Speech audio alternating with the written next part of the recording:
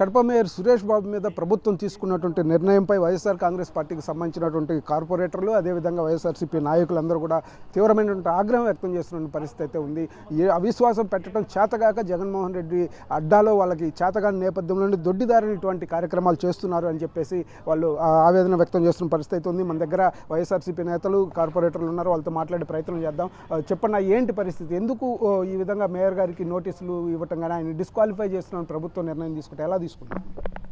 ఈనాడు ఈ కూటమి ప్రభుత్వం వచ్చి 11 నెలల కాలంలో అనేక రకాల రాష్ట్ర వ్యాప్తంగా స్థానిక సంస్థల్లో 94% స్థానిక సంస్థల్లో వైఎస్ఆర్సీపీ ఉన్నారు. వారిని ఎట్ట గద్దె దింపాలి, ఏదో ఒక మచ్చబెట్టి భయభ్రాంతులు చేసి దింపాలనే కోణంలోనే ఇవన్నీ జరుగుతున్నాయి. ఈ మా మేయర్ గారి పైన తీసుకున్నటువంటి నిర్ణయం చాలా తప్పుడు నిర్ణయం. ఈ నిర్ణయం చెల్లదు. మొట్టమొదటిగా మేయర్గా అయిన తర్వాత మేయర్ అయినప్పుడు మాత్రమే ఇవన్నీ డిస్క్వాలిఫైలు ఏదైనా రిజిస్ట్రేషన్లు ఉండేటి చెల్లుతాయి. ఆ తర్వాత ఇప్పుడు 2023లో వర్ధిని కన్స్ట్రక్షన్ అనేది మేయర్ గారి కొడుకు రిజిస్ట్రేషన్ చేశారు. మేయర్ గారికి తెలియకుండానే ఆనాడు ఆయన రిజిస్ట్రేషన్ చేసేటప్పుడే వాళ్ళ కొడుకు రిజిస్ట్రేషన్ పోయినప్పుడే సంబంధిత అధికారులు intimation must and should mayor గారికి ఇంటిమేషన్ చేయాలి. ఇవి రిజెక్ట్ చేయాల్సిన బాధ్యత కమిషనర్ గారికి ఉంది. కానీ అటువంటి కమిషనర్ కానీ అప్పుడున్న అధికారులకు కానీ ఎవరికి కూడా సంజాయిషి తీసుకోకుండా కేవలం ఒక కుట్రపూరితంగా మేయర్ గారినే వివరణ అడగం, మేయర్ గారి మీద చర్య తీసుకునేదానికి ప్రారంభించారు. కానీ మీరు మొట్టమొదటిగా ప్రాథమికంగా ఎవరు తప్పు చేశారు, వారు మీరు ఏమన్నా విచారణ చేశారా, వాళ్ళకి ఎటువంటి నోటీసులు ఇచ్చారా, ఏమి ఇచ్చారు, అటువంటి చేయకుండా ఈరోజు మీరు ఈ కుర్చీని దింపడానికి మీ చేత కాక దొడ్డిదారున మీ ప్రభుత్వం ఉందని ఒక బీసీ మేయర్ని టార్గెట్ చేసుకున్నారు. రాష్ట్ర వ్యాప్తంగా ఒక బీసీ మేయర్ని టార్గెట్ చేస్తున్నారని చెప్పి అంటున్నారు. చెప్పండి, అసలు ఎందుకు అధికారులు రిజిస్ట్రేషన్ చేసేటప్పుడు ఆలోచించాలి కదా ఇదంతా, అసలు ఎందుకు ఇదంతా జరుగుతుందండి? నిజంగా ఈరోజు జరిగే పరిణామాలు చూస్తుంటే ఇది ప్రజాస్వామ్యాన్ని ఖచ్చితంగా కూనీ చేసినట్టుగానే కనిపిస్తూ ఉంది. 50 కార్పొరేటర్లు ఉండే కడప నగరపాలక సంస్థలో 49 మంది వైసీపీ కార్పొరేటర్లతో గెలిచి అత్యధికంగా గతంలో 48, ఇప్పుడు 49 కార్పొరేటర్లతో 9 సంవత్సరాల పాటు ఉన్న మేయర్ గారిని ఏమీ చేయలేక దొడ్డిదారిన దించాలని ఒక ప్రయత్నంలో భాగంగా ఇది చేస్తున్నారు. ఈ వర్ధిని కన్స్ట్రక్షన్స్ అనేది రిజిస్టర్ చేయటంలో అధికారులు కానీ, ఎందుకంటే మున్సిపల్ మేయర్గా ఉన్నారు, కేవలము ఉంటే 10 సంవత్సరాలు ఉంటారు. కానీ మున్సిపల్ అధికారులుగా వాళ్ళు అదే మదర్ డిపార్ట్మెంట్లో ఉండి చిన్న క్లర్క్ నుండి ఎస్సీలు, డిఈలు, ఏఈల కానుండి వాళ్ళు ఎస్సీలు అయిన వాళ్ళకు మున్సిపల్ యాక్ట్ పైన ఇంకా అవగాహన ఉండాలి. వాళ్ళు అప్పట్లో మేయర్ గారిని కూడా మభ్యపెట్టి ఈ రిజిస్ట్రేషన్ ఇది చేసి ఈ విధంగా దొంగదారణ చేయాలని వాళ్ళు పన్నాగం పండినట్టుగా అనిపిస్తుంది. ఎందుకంటే గతంలో కూడా మా కార్పొరేటర్లను ఒక 8 మందిని భయభ్రాంతులను చేసి వాళ్ళను పార్టీలో చేర్పించుకోవడం జరిగింది. ఇంకా కూడా కడప నగరం అంతా మొత్తం అందరికీ తెలుసు. వస్తున్నారు, 25 మంది వస్తున్నారు, 30 మంది వస్తున్నారు, వచ్చి చేరుతున్నారు మా పార్టీలో. అవిశ్వాసం పెడతామని ప్రగల్భాలు, ప్రతి సెంటర్లో ప్రగల్భాలు పలికిన వాళ్ళు అప్పచెప్పిన నాయకులు వాళ్ళ ఈస్ట్, వెస్ట్, సౌత్, నార్త్ అని ఒక 4 నాయకులు పెట్టుకున్నారు. ఆ 4 నాయకులు నగరం అంతా వ్యాపింపజేశారు. వస్తున్నారు, అయిపోయి 30 మంది దిగుతున్నారు మా సైడ్ అని.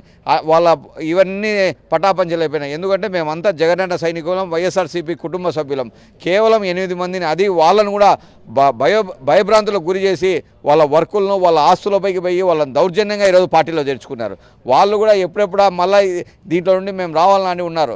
ఎందుకంటే ఈ దౌర్జన్యాలతో చేర్పించుకున్న వాళ్ళు ఎవరు ఇష్టంగా పోయిన వాళ్ళు ఎవరు లేరు. కాబట్టి ఇంకెవరు రారు అని తెలుసుకున్న మరుక్షణము మేయర్ను ఎట్ట గద్దె దింపాలా, ఎట్ట చేయాలా అనే ఉద్దేశంతో ఈ వర్కులు అనే ఒక పాయింట్ తెచ్చి వాళ్ళు వర్క్ ఆర్డర్లు ఇచ్చింది అధికారులే, వర్కులు చేయించింది అధికారులే. ఎక్కడ అవినీతి అనేది ఒక్క రూపాయి కూడా అవినీతి అనేది జరిగినట్టు ఎక్కడ విజిలెన్స్ కమిటీ కానీ, కడప నగరపాలక సంస్థ కమిషనర్ కానీ, ప్రభుత్వం కానీ ఎక్కడ పేర్కొనలేదు. పనులు జరిగిన విధానంలో మాత్రము ఏదైతే పని చేయకూడదో, ఒక మేయర్ గారి కుమారుడు కుటుంబ సభ్యులు పని చేయకూడదు అనే దానిపైన తెస్తున్నారు. కానీ అవినీతి జరిగిందని ఎక్కడ లేదు. కానీ ఈరోజు కొన్ని అవినీతి జరిగిందని లేదు, ఈ విధమైనటువంటి పరిస్థితి ఉంది అన్నారు. 8 మంది కార్పొరేటర్లు తెలుగుదేశం పార్టీలోకి వెళ్ళారు, భయపెట్టారు, వాళ్ళని వాళ్ళ ఆస్తుల మీదకి వెళ్ళారని చెప్పి అన్నారు. అసలు ఏం జరుగుతుంది? ఎందుకు ఇప్పుడు మేయర్ గారి మీద ఈ నిర్ణయం హడావుడిగా తీసుకోవాల్సిన పరిస్థితి వచ్చిందని? ఆమె కుర్చీ కోసము, ఆమె మిగతా కార్పొరేటర్లు బలవంతంగా లాక్కోవాలని ప్రతి హోటళ్ళ మీదకి వాటర్ ప్లాంట్ల మీదకి అందరినీ భయభ్రాంతం చేసి అందరినీ పిలుచుకోవాలని చూసినా ఎవరు కూడా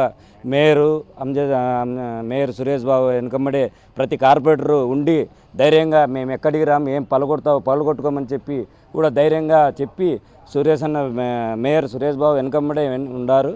ఎవరు కూడా ఎక్కడ కూడా ఏం చేసుకోలేక ఆమె పోయి చంద్రబాబు దగ్గర సీఎం దగ్గర పోయి ఒక ఇట్లా వర్కులు చేసినాడు, వర్ధిని కన్స్ట్రక్షన్ అనే వర్కులు చేసినాడు, దాన్ని డీఫాల్టర్ చేయాలని ఆ మేయర్ సురేష్ బాబు కోసం అదే పనిగా దించాలి. ఎటువంటి పరిస్థితుల్లో ఆయనకు అవమానం జరిగింది అనుకుంటుంది. ఆయనకు ఏం అవమానం ఇవ్వాలి, ఆయనతో ఆయమే అందరి మీద పడి మా కార్పొరేటర్లను మహిళలను ఇష్టం వచ్చినట్టు మాట్లాడింది. కాబట్టి మా మహిళా కార్పొరేటర్లంతా పోయి మేయర్ గారికి ఏంది సార్ ఇది ఒక మేము ప్రజలతో ఎన్నుకోబడిన వాళ్ళము, మమ్మల్ని ఇట్లా అంటున్నామా, మీరు ఎందుకు కుర్చీ వేసినారు అంటే అప్పుడే కమిషనర్ గారిని పిలిచి ఈ రూల్స్ ప్రకారం చేయండి మీరు అంతే అని చెప్పినాడు. ఆ రోజు ఆ కార్పొరేటర్లంతా ఆనందంగా కరెక్ట్గా చేసినాడు మేయర్ సారు అని గట్టిగా వాళ్ళ కోసం నిలబడి మళ్ళా ఆమె ప్రతిసారి గలాట మైకు ఆమె తెచ్చుకొని గలాట పడిన మా మహిళా కార్పొరేటర్లు గట్టిగా ఆమెకు బుద్ధి చెప్పారు. ఆమె కాంతాలం తట్టుకోలేక ఏం చేయాలా, ఎవరు నాకు సపోర్ట్ చేయడం లేదని ఈ విధంగా దొడ్డిదారిన పోయి మేయర్ గారిని దించాలని ఆమె చేసింది. కానీ ఇది ఏమీ కాదు, పైన కోర్టు ఉంది, ఆ కోర్టు ఉత్తర్వుల మీద మళ్ళీ మా మేయర్ గారు అదే సీట్లు కూర్చోబెడతాం, మా మహిళా కార్పొరేటర్లు ఖచ్చితంగా వాళ్ళు గట్టిగా పోరాడతామని చెప్పి మేయర్ గారు పైన కోర్టు ఉందని చెప్తున్నారు. చెప్పండి అసలు ఎందుకు ఇంత జరుగుతుందని చెప్పి మీరు అనుకుంటున్నారు? ఈ కడప నగరంలో కాదు సార్, ఒక జిల్లా బీసీ నాయకుడు సీనియర్ నాయకుడైన చాలామంది నాయకులు ఇక్కడి నుంచి ఎదిగినారు. ఈయన టీడీపీ వాళ్ళ గుండెలు నిద్రపోతాడు. ఎందుకంటే హార్డ్ వర్కర్గా ఉంటాడు, ప్రజల్లో సేవ చేసే విధంగా ఉంటాడు. ఇక్కడ చాలామంది 50 మంది కార్పొరేటర్ కూడా ఈయన వెంబడి నడుస్తారు సార్. కానీ ఈ ప్రభుత్వం వచ్చిన తర్వాత, ఈ కూటమి ప్రభుత్వం వచ్చిన తర్వాత ఎట్లా తిరిగి కడప నగరాన్ని కైవసం చేసుకోవాలని ఒక భాగంగానే తప్ప ఈ కుట్రలన్నీ ఇంకా వేరేటి కావు. కేవలం 35 లక్షల రూపాయల్లో పనులు చేసిన విధంగా దాంట్లో ఎటువంటి అవినీతి లేదని విజిలెన్స్ అధికారులు కూడా ఇచ్చారు. ఈ పైకి ఏం చెప్తారు టీడీపీ నాయకులు, కొన్ని కోట్ల రూపాయల అవినీతి జరిగిందని చెప్తారు. విజిలెన్స్ ఇచ్చిన రిపోర్ట్ ఏంది, కేవలం 30 లక్షల పనులు చేసినారు వర్ధిని కన్స్ట్రక్షన్ వల్లనే, ఇక్కడ ఎటువంటి అవినీతి జరగలేదు అని చెప్పినారు. వీళ్ళు బయటికి చెప్పడం వేరు. ఈ విధంగా ప్రజలకు చెప్పి ప్రజల్లో ఒక చెడ్డ పేరు తెచ్చే విధంగా చేశారు. కానీ ఇక్కడ ఎటువంటి అవినీతి జరగలేదు, మా మేయర్ గారు అవినీతి చేయలేదు. మరి ఎందుకు జరుగుతుంది? అదే దించాలనే ఒక కుర్చీ కోసమే సార్ ఈ పాటలన్నీ. ఆమె మీరు చెప్పండి, ఏంటి కుర్చీ కోసమేనా ఇదంతా? ఇది అందరికీ తెలిసిన విషయమే. ఎందుకు ఈ విధంగా అంటే ఆమె కడప శాసనసభ్యులైనటువంటి మాధవి గారు ఆ రోజు ఫస్ట్ మీటింగ్ రోజు మన కడపకు వచ్చినప్పుడు మా మహిళా కార్పొరేటర్స్ ఇదనేమి మిగతా కార్పొరేటర్స్ అందరినీ మనం ఘనంగా స్వాగతించి అదే ప్లేస్లోనే కూర్చోబెట్టడం జరిగింది. ఎందుకంటే గతంలో యాక్చువల్గా అయితే ఆ రూల్ అయితే లేదు. కాకపోతే మానవతాతత్వం కింద మేయర్ గారు గతంలో మన పార్టీకి సంబంధించిన ఎమ్మెల్యేలను కూర్చోబెట్టాం కాబట్టి ఎవరైతేనేమి పార్టీ అయితేనేమి మనకు చూడకుండా ఆమె కూడా ఒక శాసనసభ్యురాలు కదా అని చెప్పేసి మనతో పాటు కూర్చోబెట్టుకోవాలని చెప్పి గౌరవంగా ఆ రోజు ఆయన కూర్చోబెట్టడం మా అందరికీ చెప్పి ఆమెను కూడా స్వాగతించి మీరు కూడా ఆమెకు బాగా ఇది చేసి కూర్చోబెట్టి అందరికీ చెప్పి మా గౌరవ ఆయన చెప్పడం జరిగింది. రాను కేవలం ఒక చెత్త ఇంటి దగ్గర వేయడం ఎందుకు వేయబెడుతున్నాం అంటే మా ఈ క్లాబ్ ప్రోగ్రామ్స్లో ఉన్నటువంటి వెహికల్స్ను తీసేయండి అని చెప్పి.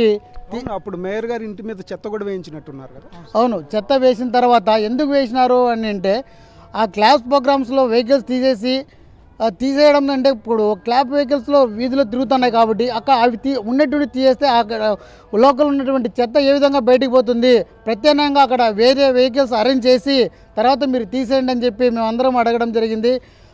ఆ కుట్రతోనే మళ్ళీ అదే వెహికల్స్ రన్నింగ్లో ఉంటే మా గవర్నమెంట్కు మీకు మళ్ళీ అదేవిధంగా కొనసాగుతే జగన్మోహన్ రెడ్డికి పేరు వస్తుందని చెప్పేసి ఉద్దేశంతో ఆ వెహికల్ తీయాలని చెప్పి పట్టుబట్టి కరెక్ట్ తీసిన తర్వాత ఆ వెహికల్స్ని దానికి అదే ప్లేస్లో మళ్ళీ పెట్టండి అని చెప్పి మేము అడగడం జరిగింది.